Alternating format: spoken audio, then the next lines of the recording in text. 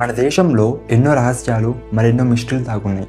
అందులో అతిపెద్ద రహస్యం ఏమిటంటే అశోక మహారాజు స్థాపించిన ద సీక్రెట్ సొసైటీ. ఎస్, మీరు విన్నది కరెక్టే. 9 మంది జ్ఞానులతో కలిసి అశోక చక్రవర్తి కళింగ యుద్ధం తర్వాత ఎందుకు బౌద్ధిజాన్ని స్వీకరించాడు, బౌద్ధిజం స్వీకరించిన 2 సంవత్సరాలకి ఎందుకు ఒక సీక్రెట్ సొసైటీని 9 మంది జ్ఞానులతో కలిసి ఎందుకు స్థాపించాడనేది మనం ఈ వీడియోలో పూర్తిగా తెలుసుకుందాం. సో ముందుగా నా నుంచి ఒక చిన్న రిక్వెస్ట్, అదేంటంటే ఇలాంటి వీడియోలు ప్రతి వీక్ మన ఛానల్లో ఎన్నో రాబోతున్నాయి. సో ఈ వీడియోల వల్ల మీరు నాలెడ్జ్ గెయిన్ చేయడం జరుగుతుంది అంటే నా వీడియోని లైక్, షేర్ అండ్ సబ్స్క్రైబ్ అయితే చేయండి. ఈ ఛానల్ని సబ్స్క్రైబ్ చేయడం వల్ల నేను పెట్టే ప్రతి వీడియో మీ దాకా చేరుతుంది.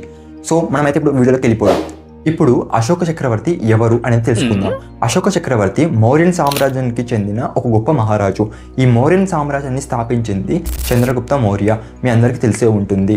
చంద్రగుప్త మౌర్య మనవడే ఈ అశోక చక్రవర్తి. అశోక చక్రవర్తి తండ్రి పేరు బిందుసారుడు. ఎప్పుడైతే ఈ బిందుసారుడు చనిపోయాడో అప్పటి నుంచి అశోక చక్రవర్తి వాళ్ళ అన్నదమ్ముల మధ్య రాజపోరు జరిగింది. ఈ రాజపోరులో అశోక చక్రవర్తి వాళ్ళ అన్నదమ్ములని ఓడించి రాజ్యాన్ని అయితే చేదెక్కించుకున్నాడు. ఎప్పుడైతే అశోక చక్రవర్తి రాజయ్య కూర్చున్నాడు అప్పటి నుంచి మౌర్యన్ సామ్రాజ్యాన్ని విస్తరించడం మొదలుపెట్టాడు.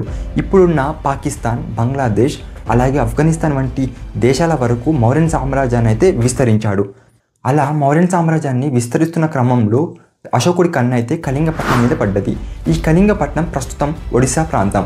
ఈ ఒడిశా ప్రాంతం అనేది తీర ప్రాంతం అవడం వల్ల మౌర్యన్ సామ్రాజ్యానికి ఎంతో అవసరమయ్యింది.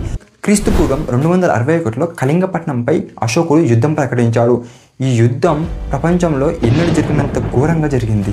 ఈ కళింగ యుద్ధంలో 1,00,000 మంది సైనికులు చనిపోయారు, మరి 1,50,000 మంది బందీలు అయి ఉన్నారు. సో మొత్తానికైతే కళింగపట్నాన్ని అయితే చేదెక్కించుకున్నాడు అశోకుడు. కానీ ఈ యుద్ధాన్ని చూసి, యుద్ధంలో ప్రాణాలను చూసి అశోకుడి మనసు అయితే చలించిపోయింది. యుద్ధభూమిలో రక్తం ఏరులై పారుతుంది, ఎంతో మంది ప్రాణాలు కోల్పోయారు. ఇవన్నీ చూసిన అశోకుడు ఇకపై అహింస మార్గంలో నడవాలని నిర్ణయించుకుంటాడు. అశోకుడు కళింగపట్నం యుద్ధం తర్వాత బౌద్ధ మతాన్ని అయితే స్వీకరించాడు.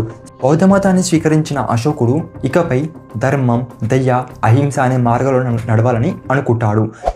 దేశంలో శాంతిని, మానవత్వాన్ని, సమానత్వాన్ని నిలబెట్టడానికి ఎన్నో సంస్కరణలు అయితే అశోకుడు చేశాడు కళింగ యుద్ధం తర్వాత. మీరు ఎప్పుడైనా అనుకున్నారా శ్రీలంక, నేపాల్, థాయిలాండ్, మయన్మార్ ఇటువంటి దేశాలలో బౌద్ధ మతం ఎలా వచ్చిందో అని? అశోకుడు ప్రపంచమంతా బౌద్ధ మతం గురించి తెలుసుకోవాలని కొంతమంది బౌద్ధ భిక్షువులను అయితే నేపాల్, శ్రీలంక, మయన్మార్, థాయిలాండ్ వంటి దేశాలకి కొంతమంది బౌద్ధ భిక్షువులను అయితే పంపించి బౌద్ధ మతం గురించి ప్రచారం చేశాడు. అశోకుడి జీవితంలో ఒక టర్నింగ్ పాయింట్ అయ్యింది కళింగ యుద్ధం. బౌద్ధ మతం ప్రపంచ మతంగా మారడానికి అశోకుడి పాత్ర చాలా గొప్పది. సో మీకైతే ఒక ఐడియా వచ్చింది, అశోక మహారాజు ఎవరు, ఏ రాజ్యానికి సంబంధించిన వాడు, బౌద్ధ మతాన్ని ఎందుకు స్వీకరించాడు. కానీ అసలైన ట్విస్ట్ ఇప్పుడే ఉంది. అసలు అశోక మహారాజు 9 మంది జ్ఞానులతో కలిసి ఎందుకు ఒక సీక్రెట్ సొసైటీని బిల్డ్ చేశాడు? 9 మంది జ్ఞానులతో కలిసి బిల్డ్ చేయాల్సిన అవసరం ఏముంది? 10 లేదా 11 లేదా 100 మందితో కలిసి కూడా బిల్డ్ చేయొచ్చు కదా. ఈ ప్రశ్నలన్నింటికీ నా సమాధానం ఏంటంటే, బౌద్ధిజం స్వీకరించిన 2 సంవత్సరాలకి అశోకుడు గ్రహించింది ఏంటంటే, జ్ఞానం ఎవరి చేతుల్లో ఉంటే వారే ఈ ప్రపంచాన్ని శాసిస్తారని అనుకున్నాడు. అలాగే ఈ జ్ఞానం చెడు చేతిలోకి పోతే ప్రపంచం నాశనం జరుగుతుందని భావించిన అశోకుడు 9 మంది జ్ఞానులని ప్రపంచవ్యాప్తంగా పిలిపించి ఒక సీక్రెట్ సొసైటీని అయితే బిల్డ్ చేశాడు. అశోకుడు వాళ్ళకి చెప్పింది ఏంటంటే, ఈ జ్ఞానాన్ని ప్రపంచానికి అనుకూలంగా డెవలప్ చేస్తూ ఉండాలి. ఈ సీక్రెట్ సొసైటీ అసలు నిజంగానే ఇప్పటికీ ఉందా లేదా అనేది మనకు తెలియదు. కానీ ఈ 9 పుస్తకాలు ఏంటి అనేది ఇప్పుడు నేను చెప్పబోతున్నాను. మొదటి పుస్తకం వచ్చేసి సైకాలజీ. ఈ సైకాలజీ పుస్తకంలో అవతలి వ్యక్తిని ఎలా హిప్నోటైజ్ చేయాలి, ఒక జాతి మీద ఒక ఆలోచనని ఎలా నాటాలి, జనం మీద ఆధిపత్యం సాధించే రహస్యాలు మరెన్నో విషయాలు ఈ పుస్తకంలో ఉండేవని చెప్తారు. సెకండ్ పుస్తకం వచ్చేసి ఫిజియాలజీ. ఈ ఫిజియాలజీ అనే పుస్తకంలో హ్యూమన్ బాడీ గురించి ఎలా రీచ్ చేయాలి అండ్ ఒక సింగిల్ టచ్తో ఒక లైఫ్ని ఎలా తీయచ్చు, ఇలాంటి ఎన్నో భయంకరమైన రహస్యాలు అయితే ఈ పుస్తకంలో ఉన్నాయని నమ్ముతారు. మూడో పుస్తకం వచ్చేసి మైక్రోబయాలజీ ఆర్ బయోటెక్నాలజీ. ఈ పుస్తకంలో కొత్త వ్యాధులను ఎలా సృష్టించాలి, వాటికి చికిత్స ఎలా చేయాలి అనే వంటి విషయాలు ఉండేవని. రీసెంట్గా వచ్చిన కరోనా వ్యాధి మీకు తెలిసిందే, ప్రపంచాన్ని ఏ విధంగా భయపెట్టిందో. ఈ పుస్తకంలో బయోటెక్నాలజీ వార్ఫేర్ గురించి కూడా రాయబడ్డాయి. అంటే ఒక వ్యాధితోని ఒక దేశాన్ని ఎలా నాశనం చేయాలని వంటి స్ట్రాటజీస్ ఈ పుస్తకంలో ఉన్నాయని చెప్తూ ఉంటారు. నాలుగో పుస్తకం వచ్చేసి ఆల్కెమీ. ఈ ఆల్కెమీ పుస్తకంలో ఏ విధంగా అయితే ఇతర లోహాలని బంగారానికి మార్చే పద్ధతి ఉందని చాలామంది చెప్తూ ఉంటారు. అంటే లైక్ ఐరన్, అల్యూమినియం వంటివి బంగారానికి ఏ విధంగా కన్వర్ట్ చేయాలో వంటి ప్రొసీజర్స్ ఈ పుస్తకంలో ఉన్నాయని చాలామంది నమ్ముతూ ఉంటారు. ఫిఫ్త్ వచ్చేసి కమ్యూనికేషన్. ఇప్పుడు మీరు చూస్తూనే ఉన్నారు, ఫోన్స్ వచ్చాయి, ఇక్కడ నుంచి అమెరికాకి, అమెరికా నుంచి అదర్ కంట్రీస్కి ఏ విధంగా కమ్యూనికేట్ అవుతున్నాయో, శాటిలైట్ కమ్యూనికేషన్ వచ్చింది. ఈ కమ్యూనికేషన్కి సంబంధించిన వంటి అడ్వాన్స్డ్ టెక్నాలజీ ఈ పుస్తకంలో ఉందని చాలామంది చెప్తూ ఉంటారు. 6వ పుస్తకం వచ్చేసి గ్రావిటీ అండ్ కాస్మాలజీ. ఈ పుస్తకంలో అడ్వాన్స్డ్ ఎయిర్ క్రాఫ్ట్స్, అడ్వాన్స్డ్ ఏరోప్లేన్స్ని ఏ విధంగా తయారు చేయాలో అటువంటి రహస్యాలన్నీ ఈ పుస్తకంలో ఉన్నాయని చాలామంది చెప్తూ ఉంటారు.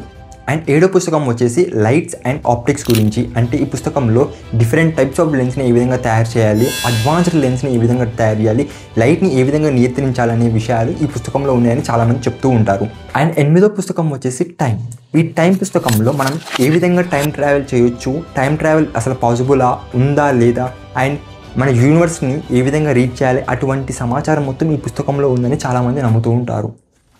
అండ్ లాస్ట్ బుక్ వచ్చేసి సోషియాలజీ, సామాజిక శాస్త్రం. అంటే ఈ పుస్తకంలో నాగరికతలు ఎలా పుడతాయి, ఎలా నశిస్తాయని వాటి గురించి ఈ పుస్తకంలో రాశారని, అండ్ మరియు మనిషి యొక్క భవిష్యత్తు ఎలా కనుక్కోవాలో వంటి రహస్యాలు ఈ పుస్తకంలో ఉన్నాయని చాలామంది చెప్తూ ఉంటారు. చూశారు కదా, ఇవేనండి అశోకుడు యొక్క 9 పుస్తకాలు. ఈ 9 పుస్తకాల గురించి నేను ఒక బ్రీఫ్ ఎక్స్ప్లెనేషన్ అయితే మీకు ఇచ్చాను.